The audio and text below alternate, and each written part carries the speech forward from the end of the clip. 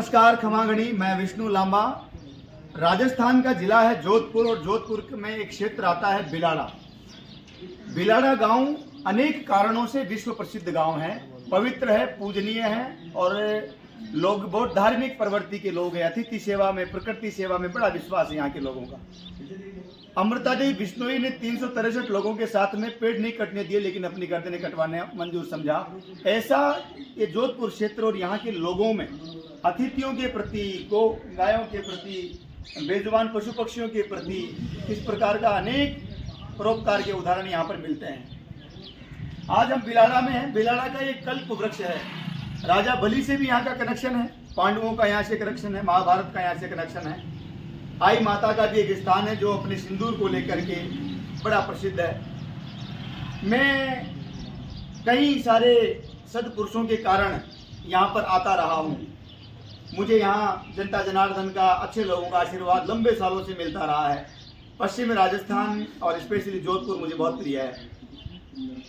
कानाराम जी चौधरी साहब हमारे साथ हैं। कानाराम जी चौधरी साहब आज से साथ नहीं है, वर्षों से जब पहली बार आए थे तो ऐसे लोगों ने हमें यहाँ इन पथरीले रास्तों पर चलना सिखाया और चेयरमैन साहब की बड़ी कृपा रही। नगर पालिका चेयरमैन के नाते आपने बड़ा हम लोगों का मनोबल बढ़ाया और उस समय कथाओं के माध्यम से प्रकृति और संस्कृति के संरक्षण का काम शुरू हुआ और आज तक अनवरत जारी है। ईश्वर करुणा से और संतों के आशीर्वाद से आज पुनः यहाँ पर आने का सौभाग्य मिला है। चेयरमैन साहब से हम अनुभव जानेंगे पूर्व के।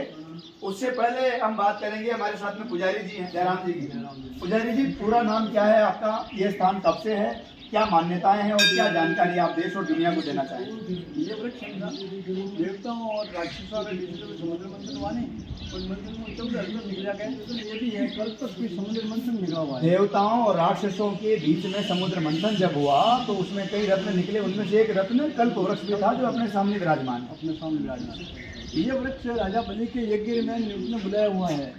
राजा बलि यज्ञ में यज्ञ हुआ, अश्वमेध यज्ञ किया। उस यज्ञ में नियुक्ति पत्रिका लेके बुलाया हुआ है। कल्पस को और गंगा माया को साथ में लाए विराम राजा बलि लेके आओ। और यज्ञ समाप्त हो संग बागी भगवान अटी रोका बागी एक छोटो गांव में बिगड़ा जोत में गांव जाना था। गांव में जाके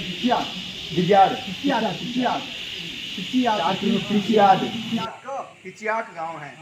यज्ञ वहाँ किया राजा बलि ने जो अश्वमेध यज्ञ किया वो किया पिचियाट में। और यहाँ पर यज्ञ समाप्त हो संग बागी अटी रुक जाए। ओके, ठीक है साहब, बाकी उन्हें पिचियाट क्या होता है? हाँ, जैसे राजा बलि बाण मारे नहीं, बात गंगा मैया प्रकट हुई थी। बाण गंगा जिसको बोलते हैं, जिसको नाम बाण गंगा बोलते हैं। अब इसमें कुछ प्राकृतिक की बड़ी बड़ी मूर्ति बताता हूँ। देखो आपने जी, ये तो देखो राम सेतु है। देखो हनुमान जी ने बनाया लंका में जाने के लिए ब्रिज बाटन है। राम नाम से ये राम सेतु है। बिल्कुल। ये भगवान का पुष्प निर्माण है जी वो आ रहा है नहीं साहब जी। राम दरबार है। राम लक्ष्मण सीता तीन मूर्ति की आप छोटी छोटी इसमें देखो आप। अच्छा, हाँ बिल्कुल। ये नरसिंह अवतार है। हिरणा कश्यप का वध करने लिए काट गए, वो नरसिंह अवतार है। ये अमरनाथ की गुफा है। ये शंकर भगवान विराजमान लोग आगे रहते हैं। अब आगे बताओ, ये सही जगह बताओ। बिल्कुल। ये रुद्राक्ष की माला है। ये रुद्राक्ष की माला है। यहाँ ओम है देखो। बिल्कुल, ये वाला ओम दिख रहा है। ये ओम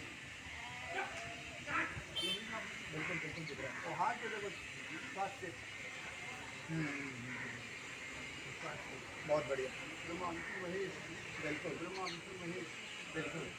और ये गाय का मुँह है देखो, ये गौमुख है। बिल्कुल है। ये नाक है। बिल्कुल। ये मुँह है, ये होठ है।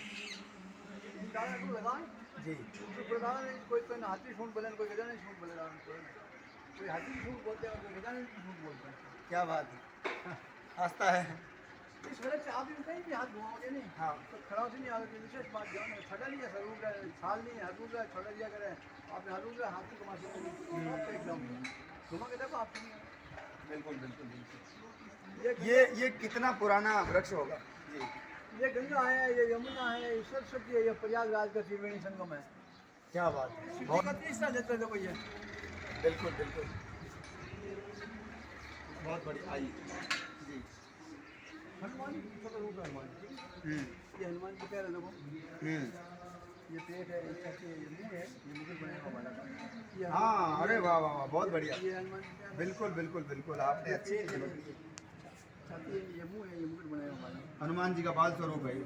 ये रामदेव जी की चरण है, देखो पादुका, चरण पादुका। और साथ उनके ऑडियो मूर्ति टाइप लगे। ये गजानंद जी की मूर्ति है देखो। ये कामदेव है, कोई इच्छा मांगो तो आवटू मांगो, इनमें तो हाथ लगाने में तो इच्छा मांगते हो नहीं, आवटू लगो। वो मच्छी अवतार है नहीं भगवान जी। वो मच्छी अवतार है, वैसे वो मछली घूमी हुई है ऐसे बिल्कुल है।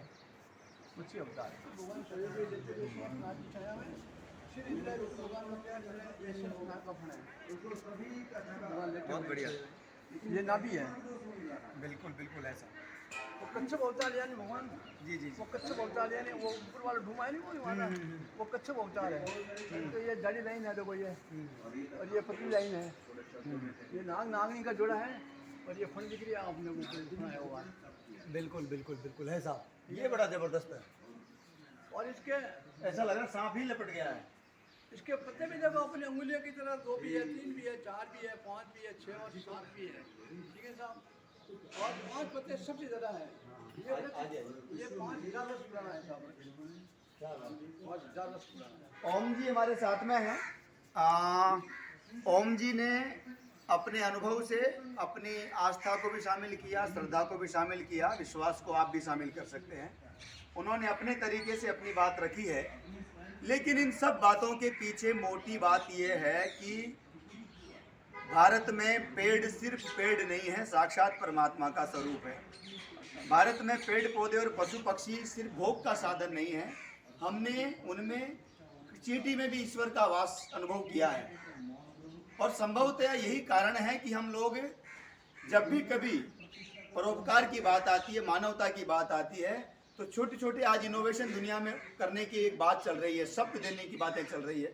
इनोवेशन, रीयूज, रिड्यूज, इस तरह के शब्द दे करके कई सारे कैंपेन और इस तरह के बड़े प्रोजेक्ट चलाए जा रहे हैं। लेकिन राजस्थान के स्पेशली जोधपुर जैसे क्षेत्र में अगर आप आएंगे तो आप पाएंगे कि ये सब कैंपेन, ये सब प्रोजेक्ट, ये सब शब्द देने के काम यहाँ से पैदा होते हैं, यहाँ से निकलते हैं। बेजुबान गर्मियों में आ रही है तो बेजुबानों की सेवा, पेड़ पौधों में पानी देना, अतिथियों की सेवा, गायों के चारे की व्यवस्था, बुजुर्गों की सेवा, छोटे बच्चों के प्रति अलग प्रकार का एक उनका स्नेह, बुजुर्गों के प्रति अलग सम्मान, युवाओं से अपेक्षा कि राष्ट्र और समाज के लिए कुछ बेहतर करेंगे। ये आपको गांव-गांव, ढाणी-ढाणी में देखने को मिलेगा। आपने जिस प्रकार से भी आपके मार्गदर्शन में हम लोगों ने देखा, समझा, वो आस्था का विषय हो सकता है, समझ का विषय हो सकता है, आपका अपना एक तुलना दायरा हो सकता है, लेकिन आप इससे इनकार नहीं कर सकते कि ये 5000 साल पुराना वृक्ष बताया जा रहा है, राजा बलि के समय का वृक्ष बताया जा रहा है, इसकी पूरी कहानी आपने बताई है। महाभारत कालीन युग रहा है, इसके बारे में और हम अधिक जानेंगे। और उसके लिए हमारे साथ में पूर्व चेयरमैन आदरणीय कान्हाराम जी चौधरी हैं। कान्हाराम जी के बारे में मैं इतना कह सकता हूं कि कान्हाराम जी ही एक माध्यम है जिसकी वजह से आज ये आना हुआ है। उनकी बड़ी याद आ रही थी क्योंकि हमारे दुख के समय में, हमारे संघर्ष के समय में हमारे साथ कान्हाराम जी यहाँ खड़े थे और उस समय हम लोगों ने यहाँ आकर के और सेवा कार्यों में बढ़ चढ़ कर भाग लेने का एक प्रयास किया।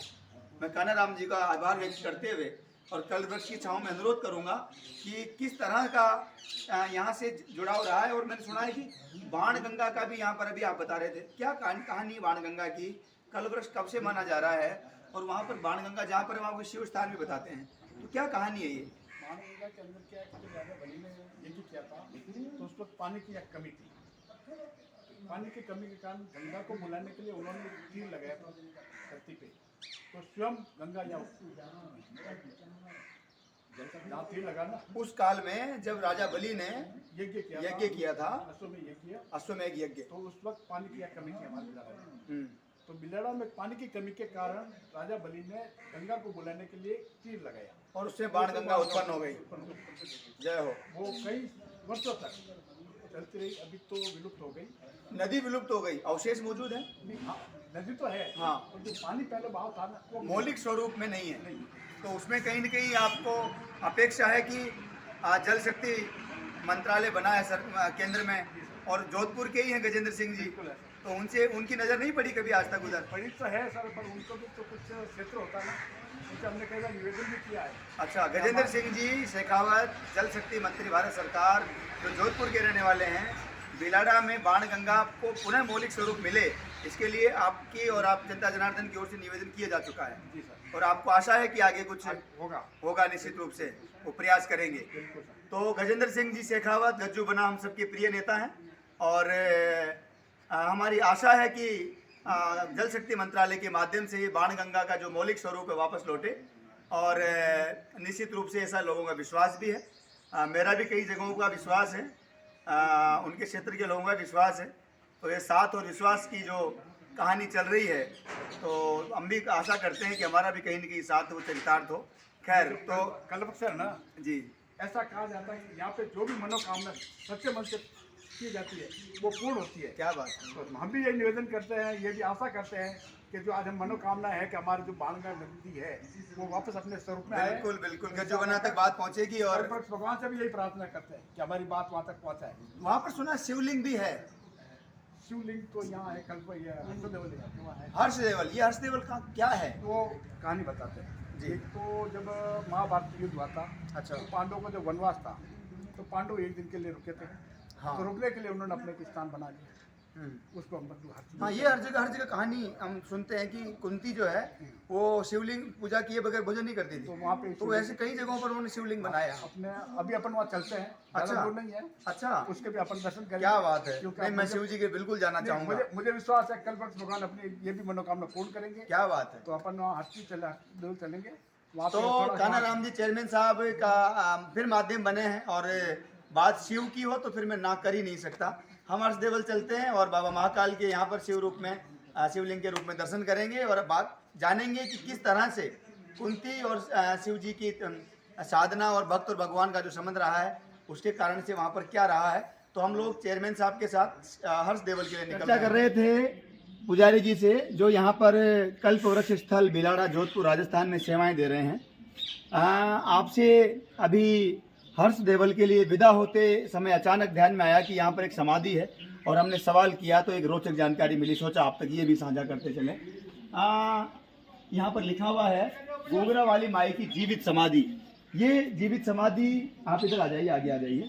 ये बस जीवित समाधि के बारे में बताइए कि ये किसकी समाधि है और कितने समय पुरानी है। ये गूगल वाली माई का नाम समझ गया था, ये 90 वर्ष की है और इसका तुरंत धोके पानी लेने से कान में रखती, आगे कान में डालने से इलाज होता है और फोड़ा फुंसी गांठ मैच पतली वो चौपड़ने से कुछ इलाज होता है और भी छोटी मोटी बीमारियाँ चली जाती हैं। ये पुजारी जी जो बता रहे हैं, जिन लोगों की आस्था और विश्वास कहीं दाएं बाएं भटकता है या अलग सोचते हैं, वो लोग शायद इसको अलग सोच के साथ में जोड़ सकते हैं, अलग हेतु से जोड़ सकते हैं कि ऐसा करने से वैसा होता है क्या। लेकिन ये वास्तविकता है कि जिन लोगों में तप रहा है, जिनका जीवन इस प्रकार का रहा है, उनका निश्चित रूप से कहीं न कहीं कोई न कोई परिणाम आपको सामने चमत्कार के रूप में दिखाई दिया होगा। लेकिन ये सच है, मैंने कई सारे समंदर तालाब ऐसे देखे हैं, कई सारे जल स्रोत ऐसे देखे हैं जहाँ के हम लोग सबड़ावा बोलते हैं हमारे गांव में, वहाँ थोड़ा जल लेके आते थे तो उस पंचामृत से, चरणामृत से ही हमारी बीमारियों का समाधान होता था। ऐसे ही आज आपने बताया है कि ये 90 साल पहले लगभग आप बता रहे हैं 90 साल पहले ये जीवित समाधि ली गई थी। जीवित समाधि लेने को आज कानून में और अन्य विषयों में किस तरह से देखते हैं मुझे नहीं मालूम, मैं उस बारे में ज़्यादा डीपली नहीं जाऊँगा, आप सब लोग पढ़े लिखे लोग होंगे। लेकिन ये सच है कि इस प्रकार के तपस्वी आत्माएं हमारे यहाँ पर आती रही हैं और जोधपुर तो एक विशेष रूप से ये जो बिलाड़ा क्षेत्र है ये धार्मिक नगरी है, छोटी काशी इसको कहा जाता है। हम चलते हैं हर्षदेवल के लिए चेयरमैन साहब कानाराम जी के साथ में और निश्चित रूप से आपको जानकारी पसंद आएगी।